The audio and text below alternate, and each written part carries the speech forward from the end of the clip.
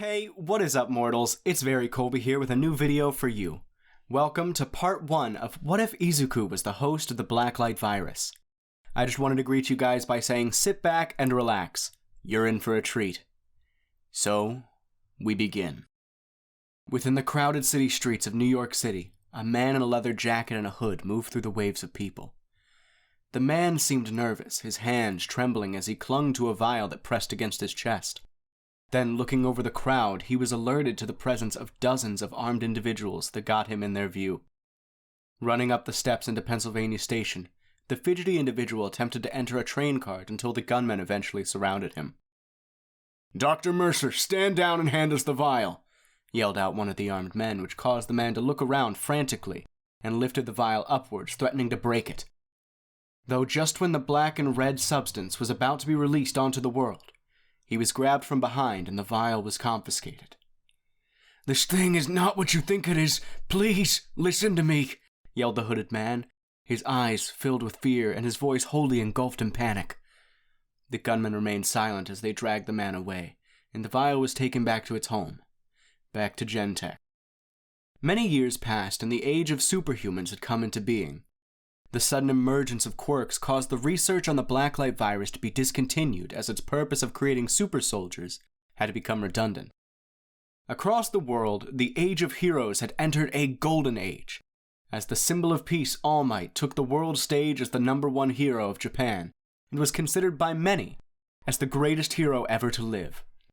Many viewed him as a goal to drive for, and for one green-haired boy, he was his one and only idol.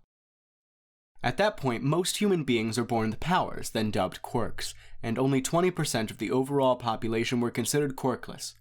Sadly, Izuku Midoriya was part of the minority, and his hopes of being a hero were shattered at an early age.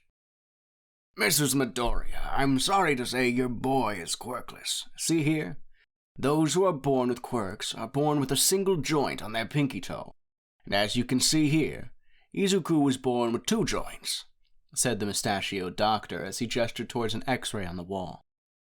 Listening to the troubling news, the matriarch of the Midoriya family, Inko, held her son's trembling hand, holding back tears.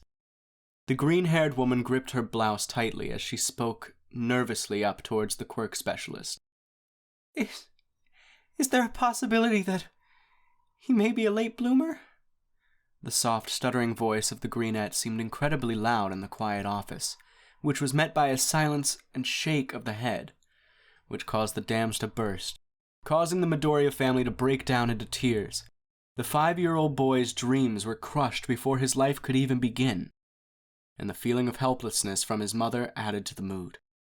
For years after this, Inko tried her hardest to soften the blow for her son, motivating him to continue reaching for his dreams, even though the young boy suffered from the insecurities and excessive bullying daily. He would not allow his plans to end just because the odds were not in his favor. One day at Aldera Junior High, Midoriya and his classmates were going throughout their school day until their teacher began passing out permission slips to each student. The act seemed rather strange as it was still halfway through the semester and nothing of note appeared to be going on. "All right, kids, I'm going to need these signed by tomorrow as we're all going to visit the CDC's Infectious Disease and Pandemic Museum that's making its final worldwide stop in our own city," the teacher said as he began rambling about the importance of the museum and the history associated with it. The teens sighed and complained as they naturally would. The museum was of little interest to most, but to none more than the ashen blonde in the back of the classroom. "Like hell am I going? I've got better things to do with my time than look at germs all day."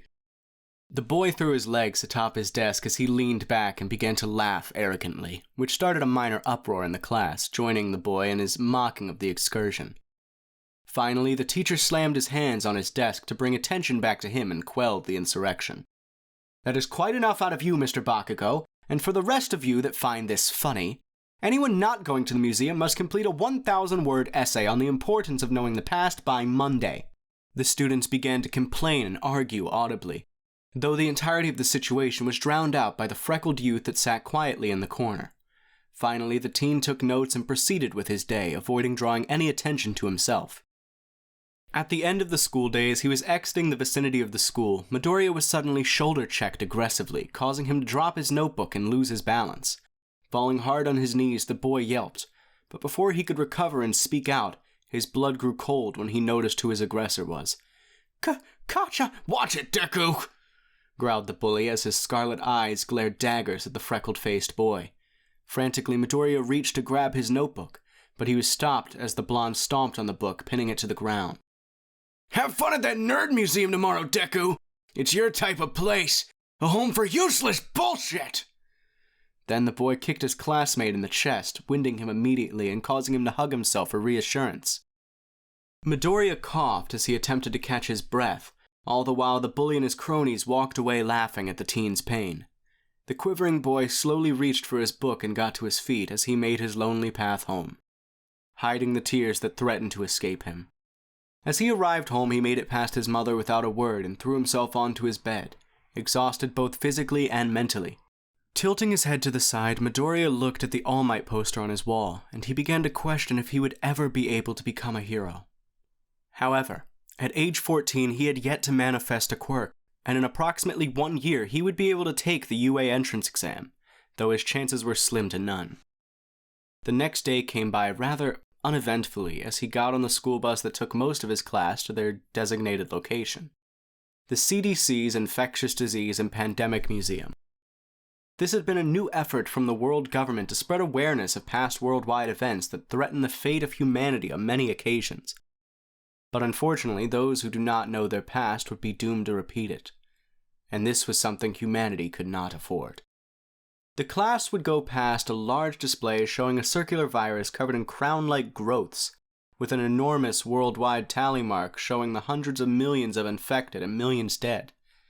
Luckily, after a few years, the use of vaccines and new medical procedures allowed the world governments to eradicate the virus that changed the world's landscape.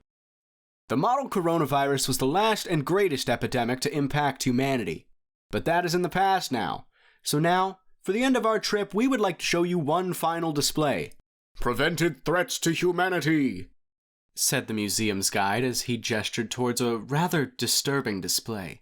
A massive transparent wall of glass that seemed to be around a foot thick separated the public from a steel box. The cube had a circular opening revealing a vial that contained a reddish-black liquid that seemed to move on its own accord within the glass receptacle. Armed guards stood in front of the display, ensuring no one get too close to the exhibition, which brought a sense of importance to the item in question. The two tall and bulky guards stood firm as they had their hands on their weapons in case of immediate action. The usual cheery tour guide seemed to tense up a bit when approaching the display as he adjusted his collar and cleared his throat. Several years ago, a military-contracted company created an experimental bioweapon called the Red Light virus that devastated a small town in the United States. Years later, it was modified further in a misguided attempt to control the dangerous substance. Unfortunately, due to the genetic experimentation by the company Gentech, it evolved into possibly the most dangerous viral strain to ever be produced. In the year 2009, the lead scientist of the Blacklight project, Alex Mercer, nearly released the virus onto the streets of Manhattan. Still, luckily he was stopped soon after the experimentation was discontinued, and the virus had been put into storage until found by the government after the closure of said company.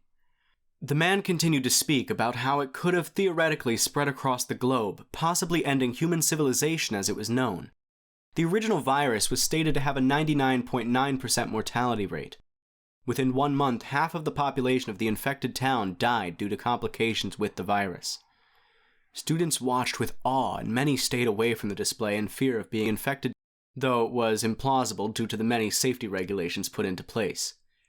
Midoriya took notes during the explanation as he looked over the vial, which seemed to shake slightly. His interest peaked as he saw ripples going through the liquid, and shortly after he could feel a trembling at his feet. His eyes began to scan the area as the floor began shaking aggressively and the light above began to flicker. What in the world? This video is sponsored by Skillshare. With the services Skillshare provides, you can access many in-depth tutorial videos on basically anything you want to learn. Each class that they have is bound to help you with your creative endeavors. Do you want to learn how to make videos like this one? Do you want to know how to write scripts or edit audio? Skillshare has you covered. And with our link, you can have a 14-day free trial. So what are you waiting for? Click the link now and get 14 days worth of classes free. Link in the description below. Thought the teen, as the building windows suddenly shattered as a barrage of bullets began spraying through. Immediately, the touring group dropped to the ground to take cover as the walls started to crack and split open. The armed guards standing firm in front of the display began aiming their rifles towards the outside while taking cover behind columns. From the broken wall, the body of an ape-like man emerged. The man jumped into the fray as he landed between the guards. The two men quickly aimed their rifles, but before they could pull the trigger, they were grabbed by their arms and slammed against each other violently. After immobilizing the guards, the villainous individual began pounding on his chest and howling upwards. In a corner, Izuku shook, not knowing how to react as gunmen dressed in black began rushing in. The gunmen stopped at his group and aimed their guns at them, which prompted them to beg for their lives. Many started crying and screaming, but were quickly told to quiet down with a gunshot at their feet. "Shut up and don't move unless you want to eat lead!" With the show of dominance by the assailant, the group quieted down. Many of the miners continued to weep and sob as they feared for their lives. Two of the gunmen suddenly rushed the glass wall and began attaching C4 to the corners of the glass. After a quick second, they triggered the explosive and cracked the wall, but it did not go down. The ape-man then slammed the wall with his fist, causing the entire wall to quake. After several slams, the glass shattered and spread throughout. The alarms in the building got louder as red lights began flashing brightly, signaling that the break-in was now fully alerted to the police and hero agencies in the vicinity. As soon as the villains heard the sirens, they began rushing to complete their heist before it was too late. The ape-man jumped into the now shattered display, attempting to grab hold of the metallic box, but was met with a massive shock that entered his system. Bolts of electricity began shooting from his body as the hairs on his body stood and began to smoke. Finally, after a few seconds of struggle, he managed to rip the box off its pedestal, cutting the connection to its current, breathing heavily. The villain barely held on to the steel box while attempting to catch its breath. "Oi, boss! We need to get out of here! The heroes are gonna show up any second!" But before he could continue to rush their warning, a sudden spear of flame blasted the rifle from his paw, instantly melting the weapon. In a split second, a large muscular man with flame accents burst into the scene, quickly incapacitating most of the gunmen and destroying their weapons. "It's Endeavor!" shouted the tour guide, which grabbed the attention of the villainous ape-man, who shook off the cobwebs and suddenly jumped towards the hero. The two prominent men began fighting intensely as Endeavor attempted to lead the man away from the group. Finally, the now starstruck Midoriya came to his feet, reached for his notebook and began taking notes of the immediate situation, with complete disregard of dangers he was in. The flame hero suddenly launched a barrage of fireballs during the altercation. Deflected instinctively by the ape villain with the steel box, his eyes suddenly widened as the box melted and the vial flew into the air. Time seemed to slow down as the two giant men attempted to reach for the glass container. Tilting his head up, he saw the vial coming inches from his face, and as the vial impacted him and shattered, the black liquid seemingly moved of its own accord, reaching into his face, entering every orifice it could find. After the black and red liquid seeped into his body, a large burst of blackish-red smoke and sludge began to expand from the impact zone. Falling back instinctively, the boy's body began to convulse violently and began to foam at the mouth as his eyes began to go dull as he proceeded to lose consciousness, his mind fading to black. The flame hero managed to subdue the ape villain, but a large blob of biomatter began absorbing the bodies of the unconscious gunmen on the ground during their scuffle. As if out of a horror movie, the tour guide contacted the substance and was violently transformed into a monstrous, zombie-like creature. The touring group managed to escape the scene thanks to the help of the number 2 hero. But in the end, it took the combined might of several heroes to quarantine the situation. The only solution left was setting the entire building ablaze to vaporize the viral mass. A chilling wind enveloped the greenette as he could feel the icy surface of a metal table beneath him. Feeling somewhat exposed, goosebumps began to rise on the teen's skin as his eyes finally fluttered open. 3 individuals in hazmat suits shrieked in terror as they dropped their scalpels and began to pull away from the boy. What is going on? Where am I? Questioned Midoriya as he sat up on the table, noticing a white sheet covering his lower body while the rest of him was exposed. A twinge of pain began to strike his head as he reached upwards and began gripping his skull. My head! Why does it hurt so much? What's happening to me? What? No! Who am I? Shouted the boy as tears began running down his cheeks and his body began to quiver, a natural fear of the unknown overwhelming the young teen. The people in hazmat suits began to look at one another but kept their distance from the child they thought was long since dead. As the pain in his head began to settle, he turned his head to face the individuals attempting to escape him. His eyes had been glowing an ethereal red that slowly faded back into their natural emerald green. The young boy's memory seemed to be completely blank, the circumstances of his condition utterly foreign to him. "Child, are you all right? Do you know your name?" asked one of the individuals while the other two left the enclosed room, leaving only their apparent leader. The whimpering boy gently shook his head, replying to the adult in question. He began staring at his hands in utter confusion before looking back at the man. Am I dead?" The quivering voice of the child echoed in the enclosed space. The sorrow emanating from the voice of the teen impacted the adult in such a way that he immediately grew quiet. After a few seconds without a response, the man gulped audibly before proceeding to remove his hazmat headpiece.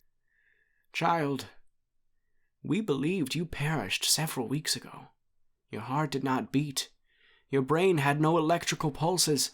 Medically, you died long ago." The older man seemed to tremble slightly, as the adrenaline going through him caused him to sweat even though the room was freezing. After receiving the news that he had seemingly perished, though his mind could not comprehend the situation, he did not ask for further information. "Your name is Izuku Midoriya, and you have been a terrible accident." The greenette began mouthing his name slowly, and the sudden revelation triggered something deep in his mind that sent a shockwave of pain that resulted in an incredible migraine. Gripping his skull once more, he began to grunt and grit his teeth while tears continued to flow down his face. Finally, the man's eyes widened and he quickly ran out of the room, barely let out by his compatriots. The pain was so excruciating that he let out a blood-curdling scream that frightened the adults to their very core. The room where Midoriya was being held suddenly began to flood with water, and in a matter of minutes he was completely submerged. He jerked violently within the waterlogged chamber as black tendrils began spasming out of his body until they began to twitch and come to a stop.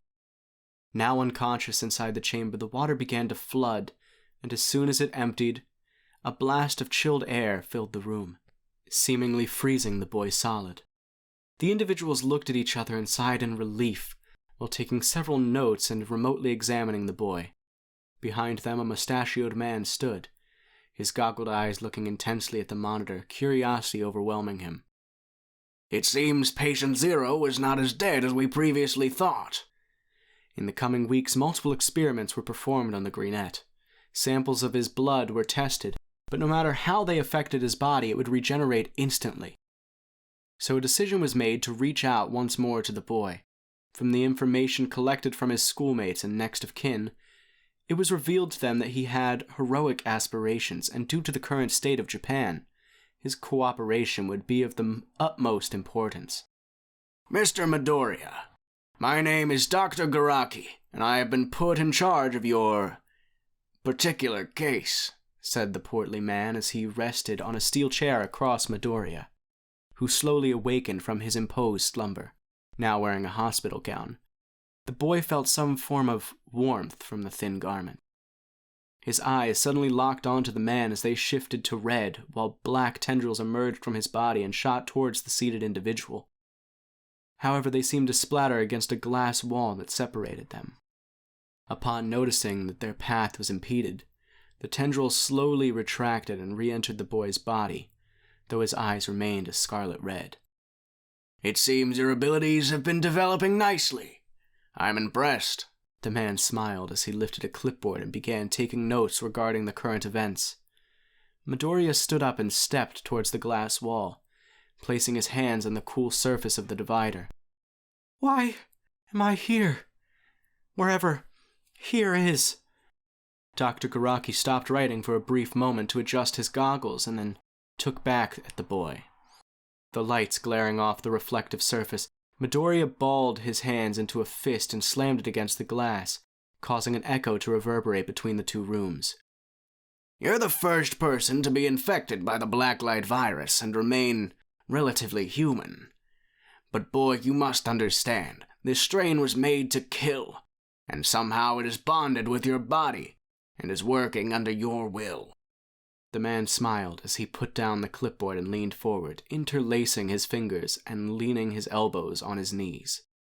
My working theory is that you must have had a dominant quirk that caused the virus to bond with your cells, granting you immaculate power. Truly fascinating. The doctor's voice was ominous and filled with ill intent that gave the pastless boy an uneasy feeling that once more caused his skin to goosebump. Pacing about the glass and steel container, Midoriya's eyes scanned the room for vents and nearly invisible closed doors that led out of the prison. My boy, do not misunderstand. You may be our only hope to stop this epidemic. Looking back, Midoriya's eyes seemed to glow red once more as a glass cylinder suddenly entered the room from a compartment. The container quickly opened, revealing a black and red blob of biomatter that began to expand and pulsate. Consider this a gift. From me to you, Mr. Midoriya. Suddenly, the mass had several tendrils extend from it, aiming towards the freckled teen. But they suddenly came to a halt when they made contact with his palm. Then, in a matter of seconds, the matter began to attach itself to his flesh and be absorbed into him, causing his eyes to glow brighter. A burning sensation flowed through the youth's veins as he could feel the power inside of him surging. Then, as his palms opened, they began to be covered in biomatter, turning his hands black and his fingers extending into scythe-like blades. In one pounce, the boy began slashing at the steel walls, shredding through them as if they were made of paper. The child continued ripping his way through a facility until he broke through the roofing of the building and stood at its edge. His eyes widened as the horrors of the world were revealed to him, his mouth going agape as he absorbed the sight. The smell of iron, the tainted air he breathed, making him sick to his stomach. How? What is... This is impossible! The sound of an open door snapped him out of his dazed state as the man known as Garaki stood with his hands behind his back, his devious smile still in place. I told you, Mr. Midoriya. You may be our only hope. A single tear ran down his cheek as he walked towards the man, his hands reverting to their standard form. The boy was ushered down by staff as he needed to finally come to terms with what his past and future entailed. The city of Musutafu below the building was a nightmarish sight, as giant growths of black and red biomatter filled the streets. Buildings nearly toppled, and the military filled the streets while pedestrians ran for their lives. Demonic mutant creatures raged in the streets as heroes attempted to push them back. The sky itself seemed to revel in the chaos, as it reflected the blood that filled the air. Thank you all for sticking around, and I hope that you enjoyed it. Before you leave, we would just like to let you know that We the Celestials has many other channels for your entertainment and viewing purposes. All the information you'll need is right below here in the description, so feel free to check out all the other incredible projects our team creates. Secondly, on behalf of We the Celestials, I'd like to thank everyone involved in the productions of today's awesome content. Their details will be in the description below. That's all for today's video, so goodbye, and have a divine day!